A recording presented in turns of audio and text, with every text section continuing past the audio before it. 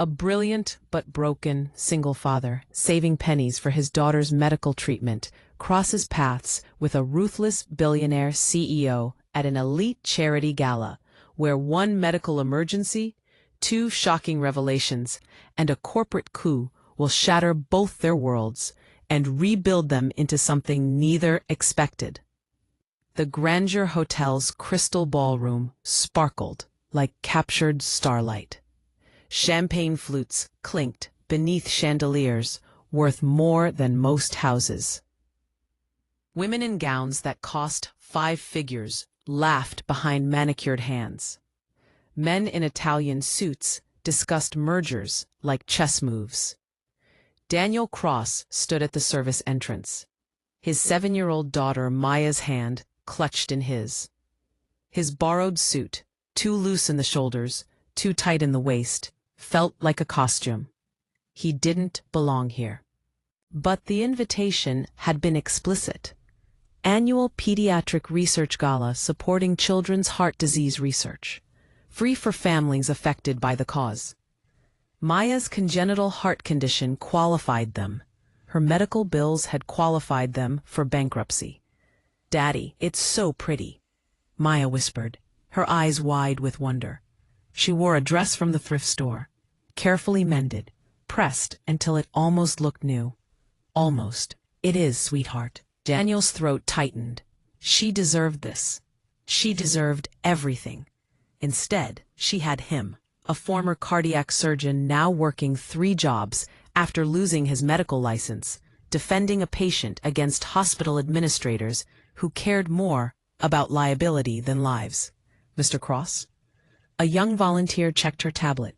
"Table 47, far left section." Of course, the cheap seats, the charity cases, physically separated from the donors. As they navigated through the crowd, Daniel felt the stares.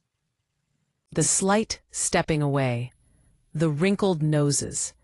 He'd showered 3 times, but the smell of restaurant grease and night shift exhaustion probably still clung to him.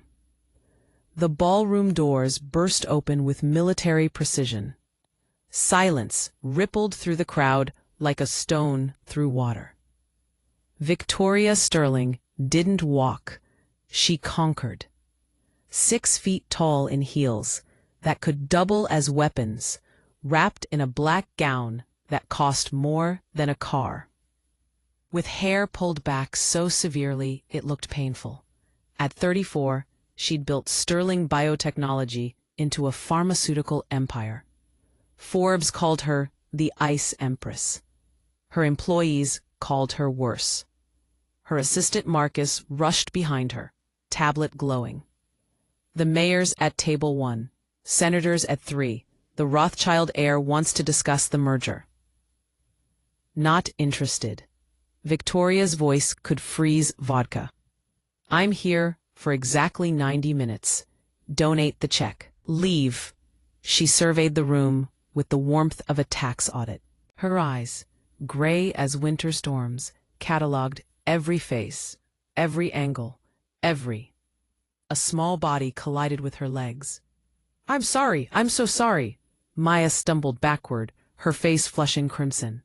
Victoria looked down. A child, small, wide brown eyes, dress that had seen better days, one of the charity cases. "Watch where you're—" Victoria started, her automatic frost forming. "Are you a princess?" Maya interrupted, awe replacing embarrassment. "You look like a princess, a really tall one." Victoria blinked.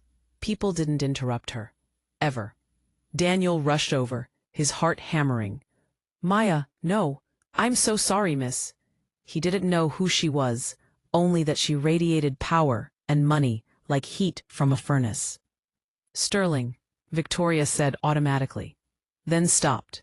The man before her was unusual. Exhausted eyes that had seen too much. Gentle hands reaching for his daughter with infinite care. A borrowed suit that couldn't hide broad shoulders were the bearing of someone who'd once stood taller. And something else. Something in his eyes when he looked at the child. Pure, absolute love. Maya, apologize, Daniel said softly. But I did, Maya protested. I said sorry, and I asked if she was a princess. That's a compliment, Daddy. You said always compliment people. Despite herself, despite every wall she'd built, Victoria felt her lips twitch. Almost. I'm not a princess. Then what are you? Maya asked with that fearless curiosity unique to children. Victoria paused. What was she? I run a company. Oh, Daddy used to be a doctor. Now he drives for Uber and works at Sal's Pizza and does security at the mall. He works really, really hard. Daniel wanted to dissolve into the marble floor. This was it. The moment where they'd be exposed as the broke charity cases. Looked at with pity or contempt or both. But Victoria's expression shifted. Barely. A microscopic narrowing of her eyes. 3 jobs? Sir, your table? The volunteer had returned, sensing trouble. Right. Sorry again, Miss Sterling. Daniel guided Maya away, feeling Victoria's gaze boring into his back like a laser. Victoria stood frozen for 3 full seconds, an eternity for her. Something about the man unsettled her. The way he'd touched his daughter's hair, the way his shoulders carried invisible weight, the way he'd apologized without groveling. Who is he? She asked Marcus. Marcus tapped his tablet. Daniel Cross, guest of the Children's Heart Foundation. Daughter has a congenital defect requiring surgery. He's, oh. What? He was a cardiac surgeon, Johns Hopkins. Lost his license 2 years ago for insubordination. Refused to falsify a medical report. Cost the hospital a lawsuit. Victoria's perfectly sculpted eyebrow rose a millimeter. He sacrificed his career for ethics? Apparently. She watched him settle his daughter at a table in the far corner, gently draping his jacket over her thin shoulders. Interesting. Daniel cut Maya's chicken into small pieces, each motion automatic, learned through 2 years of single parenting. Across the ballroom, donors laughed over $600 steaks. At their table, the chicken was dry and the vegetables limp. Maya didn't complain. She never complained. Daddy, can I have some water? Of course, sweetheart. He poured from the plastic pitcher. At the main tables, waiters poured from crystal decanters. Excuse me? A waiter appeared, young, ambitious, sneering. This section has table service. You don't just take. Daniel looked up slowly. The pitcher was on the table. For decoration. You'll need to request beverages. I'm requesting water for my daughter. The waiter's smile was acid. There's a water fountain in the hallway. Something flickered in Daniel's eyes. Something dangerous and old and tired of being pushed. She's 7 years old. She has a heart condition. She needs water. There's water right here. Is there a problem? A voice cut through the tension like a guillotine. Victoria had appeared beside their table, a pillar of controlled fury. The waiter paled. Miss Sterling, you were just denying a child water at a charity event for sick children. Victoria's voice could have etched glass, while standing 3 feet from a water pitcher. Do I have that right? The table service protocols. Get out of my sight. You're fired. You can't fire me. You don't even work here. Victoria pulled out her phone. 1 call. 30 seconds. She ended it and looked at the waiter. The Grandeur Hotel is owned by Sterling Properties, a subsidiary of my holdings. I just spoke to the general manager. You're fired. Security will escort you out. Leave. The waiter fled. The nearby tables had gone silent. Daniel felt dozens of eyes on them now. Judgment, pity, curiosity. He hated it all. You didn't have to, he started. No, I didn't. Victoria pulled out a chair and sat down. Uninvited, unprecedented. Marcus, 15 feet away, looked like he might have a stroke. But that was offensive. I don't tolerate incompetence. Maya stared at her with frank admiration. You saved us. I fired an employee for failing to meet standards. Victoria's tone remained businesslike, but something in her eyes softened. Barely. That's different. Looks the same to me, Maya said, smiling. Daniel had no idea what to say. This woman, this terrifying, powerful, untouchable woman, was sitting at their cheap table, eating their dry chicken, as if it were perfectly normal. Your daughter mentioned you were a doctor, Victoria said, cutting her chicken with surgical precision. Was, past tense.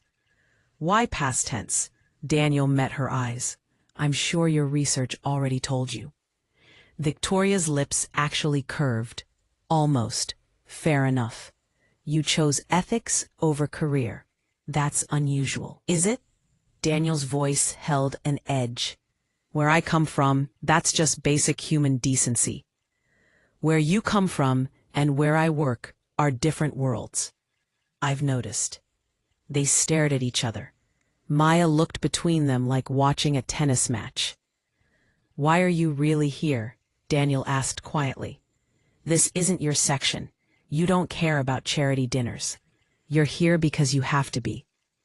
Victoria set down her fork. You're perceptive. I'm tired. And I've spent 2 years reading people for tips. You donate money to feel nothing. You attend events to be seen.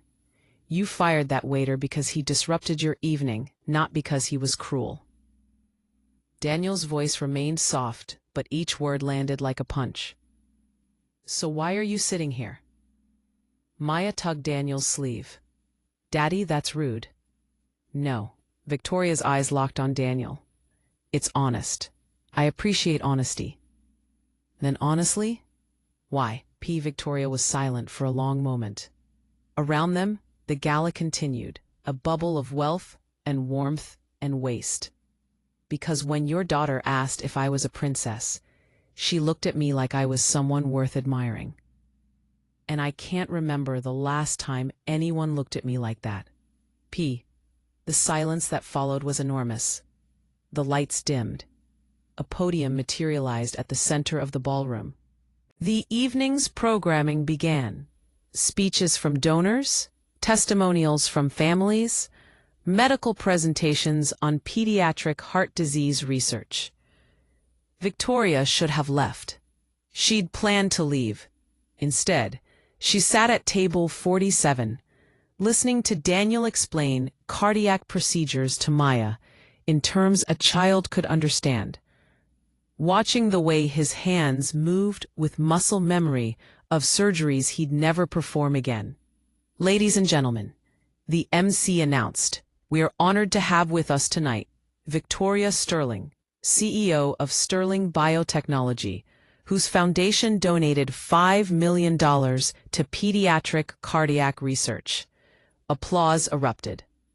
Spotlight swung. Victoria stood automatically, raising one hand in acknowledgement, her face a perfect mask of gracious composure. As she sat back down, Maya whispered, You gave them $5 million? My company did. Why? Victoria opened her mouth, closed it. Tax purposes felt suddenly obscene. Because children shouldn't die from treatable conditions. Like me, Maya said matter-of-factly. Victoria looked at the small girl. Really looked. Like you. It happened fast. One moment, Victoria was listening to another speech about breakthrough treatments. The next, her vision tunneled. Her chest tightened like a vice. Her left arm went numb. She'd felt this before. Twice. Stress-induced arrhythmia. Not dangerous, the doctor said. Just her body's way of screaming for rest she never gave it. She gripped the table edge, knuckles white. Miss Sterling? Marcus appeared. Are you? Fine. The word came out strangled. Daniel's head snapped toward her. He saw the pallor, the shallow breathing, the hand clutching her chest, the way her pupils had dilated. You're having a cardiac event, he said, already moving. I'm fine. You're having an arrhythmia, possibly SVT. When did it start? Victoria stared at him. I was a cardiac surgeon. 20 seconds ago. When did it start? 2 minutes, maybe 3. Daniel was beside her now, his fingers on her wrist, counting. Pulse is 180. You need to get to a hospital. I'm not going anywhere. Victoria's pride, her control, everything she was, wouldn't allow public weakness. Then you'll collapse here, in front of everyone. Is that better? Their eyes locked. Battle of wills. Maya appeared on Victoria's other side. Please let my daddy help you. He's really good. He saved our neighbor once. Something in the child's voice, trust, fear, hope, cracked Victoria's armor. What do I do? She whispered. Daniel spoke quietly, urgently. I'm going to try the Valsalva maneuver. It can reset your heart rhythm, but you need to trust me. I don't trust anyone. Then trust that I know what I'm doing. Around them, people were starting to notice. The powerful Victoria Sterling, pale and shaking. Whispers spread like wildfire. Close your eyes, Daniel instructed. I'm going to press on your carotid artery. You're going to bear down like you're having a bowel movement. Hold for 15 seconds. That's absurd. That's medicine. Now. Maybe it was his tone. Command, not request. Maybe it was the steady certainty in his exhausted eyes. Maybe it was Maya's small hand slipping into hers. Victoria closed her eyes, bore down, felt Daniel's fingers on her neck, precise, professional, gentle. 15 seconds, 20. Her heart stuttered, skipped, then normal rhythm, like a switch flipped. She gasped, eyes flying open. What did you... Vagal maneuver. Increases parasympathetic tone. Interrupts the reentrant circuit, causing your SVT. Daniel's voice remained calm, clinical. You need a cardiologist. Tonight. You probably have an underlying accessory pathway. Maybe WPW syndrome. You've had this before? Twice. Then you're playing Russian roulette. One of these episodes could deteriorate into ventricular fibrillation. You could die. The ballroom had gone silent. Everyone was watching now. Victoria Sterling, the invincible, saved by a man in a borrowed suit. Marcus rushed over with a chair. Security appeared. Someone called 911. But Victoria was still staring at Daniel. You just saved my life. I did what any doctor would do. But you're not a doctor anymore. Her voice held something new, wonder. Are you? Daniel's jaw tightened. No, I'm not. Victoria refused the ambulance. She did accept being moved to the hotel's presidential suite, where a private physician could examine her away from the crowd. She also refused to let Daniel and Maya leave. You don't get to save someone's life and disappear, she'd said. Now they sat in a suite that cost more per night than Daniel made in a month. Maya explored the room with delighted wonder. The doctor finished his examination and recommended rest. Beta blockers and a cardiac catheter ablation within the month. After he left, silence fell like snow. Why did you lose your license? Victoria asked. No preamble. No social niceties. The real reason. Daniel looked at Maya, who was drawing with hotel stationery at a desk across the room. A patient came in, 19-year-old kid, gunshot wound to the chest, gang violence. The hospital administrators wanted me to report he was high on drugs, make it seem like his fault, reduce liability. But he wasn't. He was running away from the shooting. I refused to lie in my medical report. So they fired you? Worse, they manufactured evidence. Made it look like I'd falsified records before. Took it to the medical board. My word against an institution. His voice was flat, emotionless. The tone of someone who'd told this story too many times in his own head. I lost my license. My wife left me, took half our savings. Said she didn't sign up to be married to a pizza delivery driver. She left you for having integrity? She left me for being stupid enough to think integrity matters more than money. Daniel's smile was bitter. She was probably right. She was an idiot. The words were so unexpected, so fierce, that Daniel actually laughed. You don't even know me. I know you gave up everything for a stranger. I know you work 3 jobs for your daughter. I know you just saved my life when you had every reason to walk away. Victoria's gray eyes burned. I know you're the opposite of every person in my world. What about you? Daniel asked. You've built an empire. You're brilliant, powerful, successful. Why are you so unsatisfied? Victoria finished, you can say it. The word hit harder than miserable would have. Victoria stood, walked to the window, overlooking the city. My father built sterling biotechnology from nothing. He taught me that emotion is weakness. Love is a liability. Trust is for fools. She pressed her palm against the cold glass. He died of a heart attack in his office, alone, at 57. Everyone respected him. No one mourned him. And you followed his path. I am his path.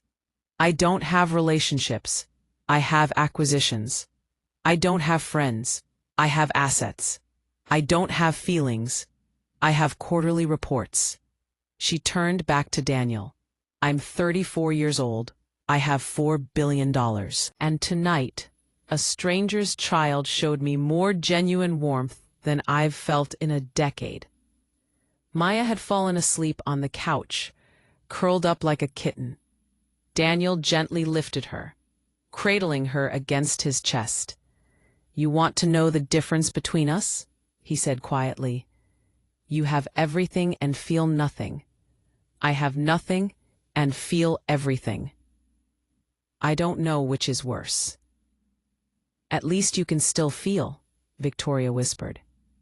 I want to help you. Victoria's words came out rushed, uncertain. Your daughter needs surgery. You need money. I have money. Let me. No. You didn't even hear my offer. I don't need to. I'm not your charity case. Daniel's voice hardened. You don't get to fix your broken life by throwing money at mine. That's not what I'm. Isn't it? Daniel adjusted Maya in his arms. You feel guilty. You feel empty. So you'll write a check. Feel better about yourself. And go back to your billion-dollar company. Meanwhile, I'll wake up tomorrow owing you. Obligated to you. Another thing I can't control. I'm trying to help. Why? Because I saved your life. Consider us even. You fired that waiter. Daniel moved toward the door. We don't belong in your world, Miss Sterling. Tonight was, I don't know what it was, but it's over now. Victoria felt something crack in her chest. Panic. Actual panic. Wait. Daniel stopped. What if? Victoria's voice shook. What if it's not charity? What if I need something from you? You don't need anything from me. I need to understand how you do it. How you lost everything and you still love completely. You still show up. You still fight. Her hands clenched into fists. I want to learn that. Before I become my father. Before I die alone in an office. The silence stretched between them like a bridge. What are you really asking? Daniel said quietly. I don't know, Victoria admitted. But don't leave yet, please. It was the please that did it. From a woman who probably never said please. Daniel looked at his sleeping daughter, at this broken billionaire, at the impossible situation. 1 week, he finally said. You have 1 week to figure out what you're asking for. Then, we're done. 1 week, Victoria agreed. Neither of them knew it would take 3 days. 3 days later, Daniel stood in Sterling Biotechnologies headquarters, feeling like an astronaut on Mars. Victoria had invited him and Maya to her company. Insisted, really. Some nonsense about Maya wanting to see where the princess worked. The lobby alone probably cost more than his childhood home. Mr. Cross. Marcus appeared, smiling too wide. Miss Sterling is expecting you. Please, follow me. Something felt wrong. Daniel had developed instincts working 3 jobs in rough neighborhoods. The way Marcus kept checking his phone. The way employees whispered and stared. The way the security guard had smirked when checking Daniel's ID. Toonie, Daddy, I need the bathroom, Maya whispered. Of course, we'll find one. I'll show her. A young intern appeared, sweet-faced, eager. Come on, sweetie. There's one right around the corner, with automatic lights. Maya looked at Daniel, who nodded. I'll wait right here. As Maya disappeared, Daniel's phone buzzed. Unknown number. He almost didn't answer. But something made him. Mr. Cross? An unfamiliar voice. This is Jennifer Park, investigative journalist with the Tribune. I'm working on a story about Victoria Sterling. I understand you've become close with her. I don't know what you're talking about. Okay. Really? Because I have photos of you leaving the Grandeur Hotel with her 3 nights ago. Video of you in her office yesterday. Witnesses say you've been... Daniel hung up. His heart hammered. This was a setup. He was running toward the bathroom when he heard the scream. Maya's scream. Daniel burst through the door. Maya stood frozen, tears streaming. The sweet intern held a phone. Camera pointed at her. What's your dad's relationship with Miss Sterling? Is he using her for money? Did he force her to help him? Stop it, Maya sobbed. Daniel grabbed the phone, deleted the video with shaking hands. Touch my daughter again, and I'll have you arrested for child exploitation. It's already uploaded. The intern's smile was venomous. Live feed, thousands watching. The great Victoria Sterling, seduced by a gold-digging con artist with a sick kid. It's trending. Daniel felt the world tilt. Marcus appeared in the doorway. Mr. Cross, I'm afraid you need to leave. Immediately. Security is on the way. This was planned. Daniel's voice was deadly quiet. You set this up. I don't know what you mean. Marcus's smile was reptilian. But I do know that Miss Sterling's reputation is being destroyed on social media as we speak. Video of you treating her at the gala. Photos of you at her hotel suite. Speculation about whether you're blackmailing her, seducing her, using your daughter to manipulate her. He shrugged. Public opinion is a fragile thing. Daniel carried Maya through the lobby, her face buried in his shoulder. Employees stared, whispered, some laughed. Then he saw the conference room. Glass walls. Inside, Victoria, standing alone before a table of board members, her face pale, her hands clenched. And at the head of the table, a man in his 60s, silver-haired, wearing a smile like a knife. That's Richard Vance, someone whispered nearby. VP of Operations. He's been waiting for a chance to take her down. Daniel should have kept walking, should have protected his daughter, should have run. Instead, he set Maya down.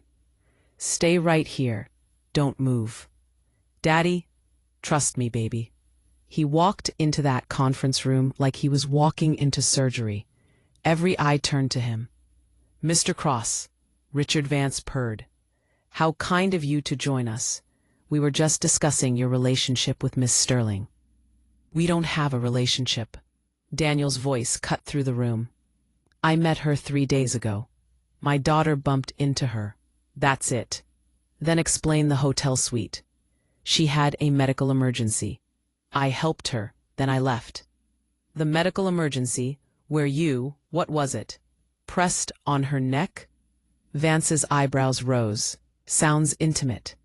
It's called a vagal maneuver. It's a standard cardiac intervention. Any first-year medical student could do it. But you're not a medical student. You're not even a doctor. Vance leaned forward. You're a disgraced former surgeon working as a pizza delivery driver. And now you're seen entering and leaving Miss Sterling's private spaces. Tell me, Mr. Cross, how much are you blackmailing her for? I'm not. Because Miss Sterling has made some very unusual decisions since meeting you. Vance pulled up a tablet. She's initiated a review of our pediatric drug pricing. She's proposed a foundation to cover medical costs for uninsured children. She's even suggested, and I quote, restructuring executive compensation to better reflect social responsibility. He set down the tablet.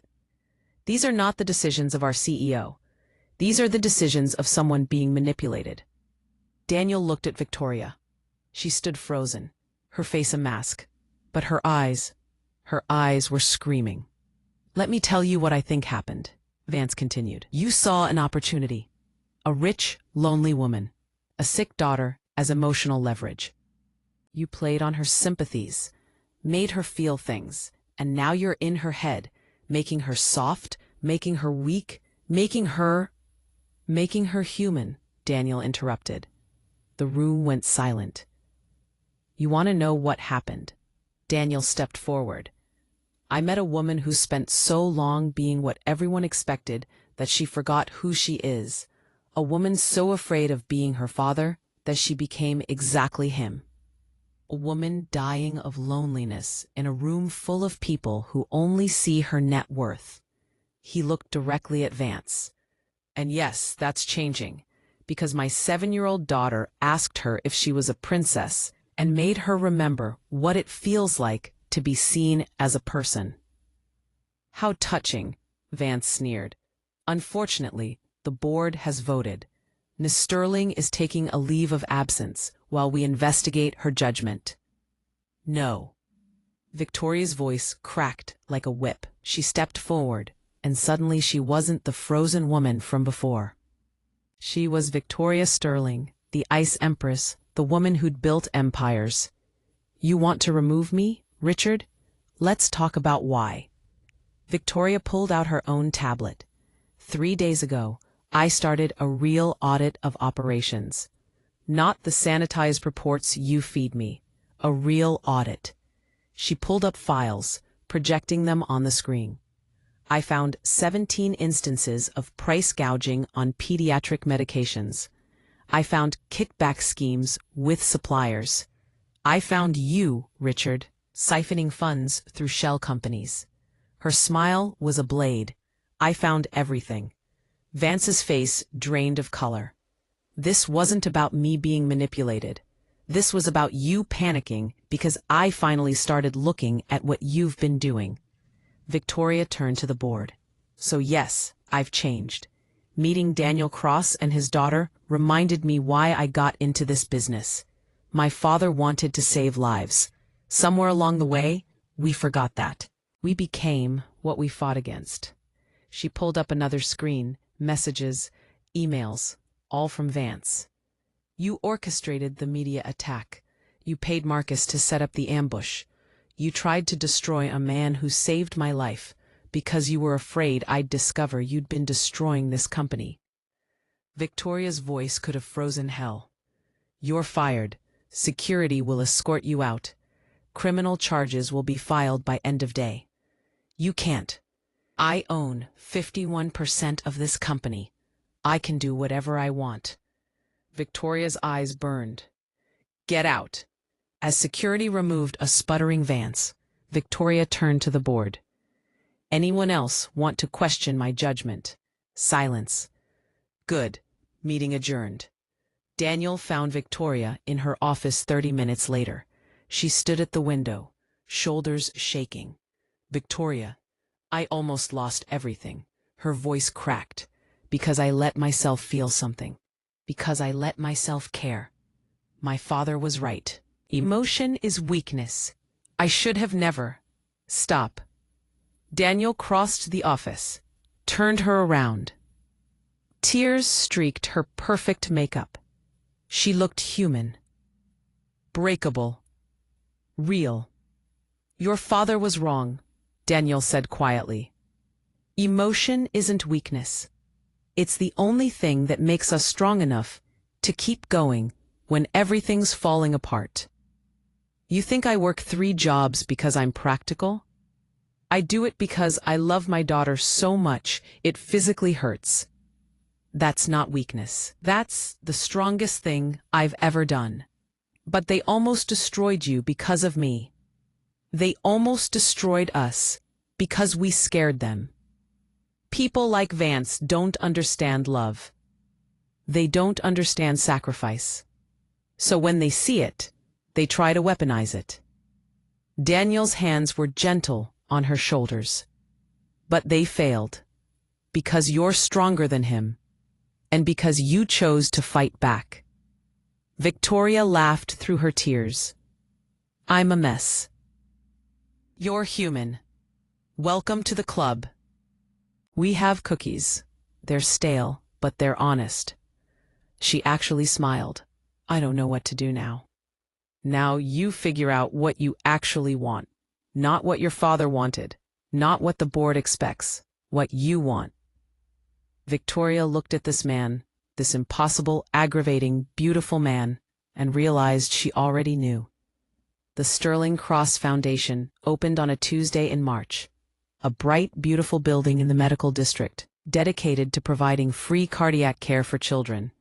Maya cut the ribbon, her small hands steady as she held the giant scissors. She'd had her surgery the month before, funded by Victoria's personal account, not charity, but as an investment in the best cardiac consultant I've ever met. Because Daniel had agreed to consult for Sterling Biotechnology's pediatric division, not as an employee, as a partner, designing programs, reviewing policies, teaching young doctors that medicine was about humans, not profit margins. He'd also been quietly working with the medical board, building a case for license reinstatement. Victoria's lawyers were helping. For free. Because Victoria had learned that money was just a tool. The question was what you built with it. That evening, they celebrated at Maya's favorite restaurant, Sal's Pizza, where Daniel used to work. He'd kept his job 1 night a week, said it kept him grounded. Maya sat between them, chattering about her new tutor, her art classes, her friends. She wore the dress from the gala, altered to fit better, transformed from a symbol of poverty to a badge of survival. Daddy, can we get ice cream after? It's a celebration. We can get whatever you want. Even 2 scoops? Even 3. Maya turned to Victoria with a conspiratorial whisper. He never lets me have 3 scoops. Then tonight is special, Victoria whispered back. Daniel watched them, his daughter and this woman who'd somehow become essential to both their lives. Not girlfriend, not lover, not yet. Something more complicated and more simple. Someone who showed up. Someone who cared. Someone who was learning how to be human again. Later, after Maya was asleep in Daniel's apartment, small, clean, humble, Victoria visited twice a week and never flinched. They sat on the fire escape under the stars. I got the results back, Victoria said quietly. The catheter ablation worked. No more arrhythmias. That's wonderful. The doctor said I should have died. That night at the gala, my heart could have stopped any moment. She looked at him. You saved my life. You saved mine back. I was drowning and didn't even know it. So we're even? I don't think it works like that. Victoria was silent for a long moment. Daniel, I don't know how to do this. Relationship, feelings, any of it. I'm going to be terrible at it. Probably. I'm going to work too much and forget to call and mess everything up. Definitely. So why are you smiling? Daniel took her hand. Because I've spent 2 years thinking I was broken, that losing my career and my marriage meant I'd failed. But then a terrifying billionaire sat at my cheap table and let my daughter call her a princess. And suddenly I realized I wasn't broken. I was just waiting. For what? For someone brave enough to be broken too. Victoria's eyes filled with tears. I'm scared. Me too. What if I ruin this? Then we'll fix it. Together. That's how it works. She leaned her head on his shoulder. Below them, the city hummed. Millions of people. Millions of stories. Millions of chances to choose love over fear. Daniel? Yeah? Thank you for seeing me when I didn't even see myself. He kissed the top of her head. Thank you for letting me. 6 months later, Maya stood at the front of her third-grade class, presenting her project. What I did this summer. She held up a photograph. 3 people at a beach. A small girl building sandcastles. A man in a t-shirt, laughing. A woman in actual casual clothes, hair down, smiling like she'd forgotten how to stop. This is my family, Maya said. My dad used to be sad all the time. He tried to hide it. But I knew. And this is Miss Victoria. She used to be sad too, but she hid it better. Then they met each other, and now we're all happy together. Is Miss Victoria your new mom? A classmate asked. Maya considered this seriously. Not yet. But maybe someday. She's learning how to be good at love. My dad says that takes practice. But she's really smart, so I think she'll figure it out. The teacher smiled. That sounds like a wonderful family, Maya. It is, Maya agreed. Because we chose each other. Dad says that's the best kind of family, not the one you're born into, the one you build. That night, the 3 of them sat on Daniel's fire escape. Maya, between them, pointing out constellations she'd learned. Victoria's hand in Daniel's. No promises. No guarantees. Just 3 people who'd been broken by life, by loss, by the weight of the world, and who'd found each other in the wreckage. What are you thinking? Victoria asked Daniel quietly, while Maya chattered about Orion's belt. That I spent 2 years believing I'd lost everything that mattered. But I was wrong. He squeezed her hand. I hadn't lost it yet. I just hadn't found it. Find what? This, right here. Right now. Victoria leaned into him, and for the first time in her life, she wasn't afraid of feeling everything. The love, the fear, the hope, the terrifying, beautiful possibility that maybe, just maybe, being human was worth it. Above them, the stars wheeled in their ancient dance.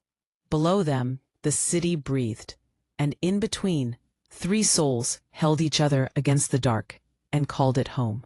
Sometimes, salvation doesn't come from having everything. Sometimes, it comes from losing everything and finding one person brave enough to help you build something new. Not perfect, not easy, but real. And in the end, that's all that matters.